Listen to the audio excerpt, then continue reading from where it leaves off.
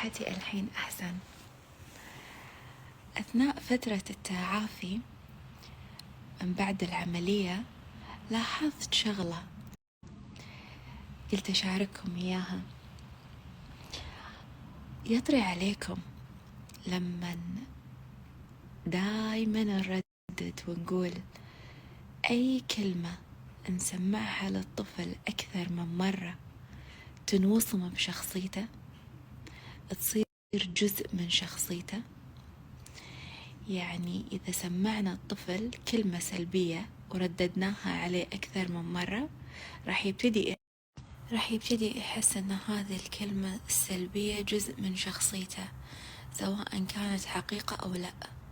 كذلك إذا رددنا عليه كلمة إيجابية راح يبتدي يحس أن هذه الكلمة الإيجابية جزء من شخصيته، سواء كانت حقيقة أو لا. إحنا هني في البيت صاير لنا فترة طويلة دايما نردد على جوري كلمة حنونة. دايما نقول حق جوري انتي حنونة، تصرفاتك حنونة. كل ما سوت شغلة نعبر عن تصرفها بالحنان. يعني هي على طاولة الأكل تقعد ما بين إخوانها التوأم، تقعد ما بين عمر وبدر، فدايما تحرص إن هي تطاولهم، تنشب لهم الشيء اللي بعيد، يعني تقربه منهم. فدايما لما تساعدهم على السفرة نذكرها إن أنتي حنونة.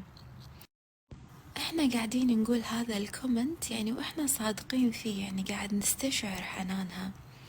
تحرص إن هي تلم إخوانها، تحرص إذا أحد متضايق تاخذ اللي بخاطره.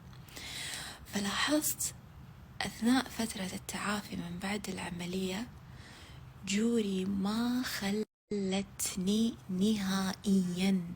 نهائيا. يعني أنا كل ما أغمض عيني أفتح عيني ألقاها حواليني، يا تدرس يمي حطت لها كرسي وقاعدة، يا منسدحة على السرير، يا على الصوفة اللي بغرفتي، يا ما أدري شلون وصلت كذي تحت الفراش قاعدة على الأرض. فسمعت إخوانها يقولون لها أنتي ليه الحين قاعدة عند ماما؟ لأنك حنونة. فأتذكرت الكلمات اللي إحنا كنا قاعدين نقولها حق جوري والتصرفات اللي قاعدة تسوي. طبعا مثل ما تعرفون هي شخصيتها هادية حبيبتي، وايد هادية، فترد عليهم بس بابتسامة. في المقابل لأن كنت دايما أحرص على أن أخوانها الصبيان يشيلون عنها أي شيء ثقيل، كانوا بلا شعور من غير ما أطلب من غير ما أوجه يشيلون عنها الأشياء الثقيلة ويساعدونها لما تحتاج أن هي يعني تهتم فيني. أي شيء ثقيل هم على طول يصيرون حواليها يشيلون عنها الشيء الثقيل. طبعا أنا مريضة وتعبانة بس ما غابت عني هالأشياء. يعني كنت قاعدة ألاحظ هذه الأشياء بالرغم من التعب اللي والله يتني ضحكة. يعني قاعدة أقول الحين أنا وين وملاحظاتي وين؟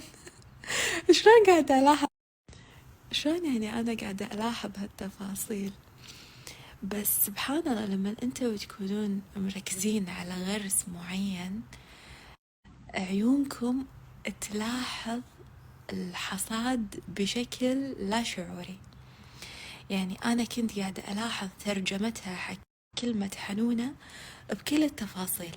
لما تحفظ وقت دواي، لما اسم الله عليها تجهز لي الماي، أخوانها كنت ألاحظ التفاصيل اللي هم يسوونها نتيجة تنبيهي السابق عليهم، من ناحية مثلا الهدوء أو مثلا من ناحية أن هم يساعدونها في الشيء الثقيل.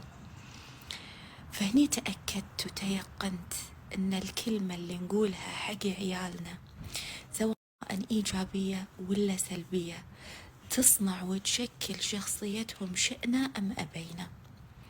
فالكلمات اللي إحنا قاعدين نرددها عليهم تصنع واقع، مثل التوكيدات اللي إحنا الكبار نقولها حق أنفسنا، مثل الحديث الداخلي اللي نقوله بينه وبين نفسنا.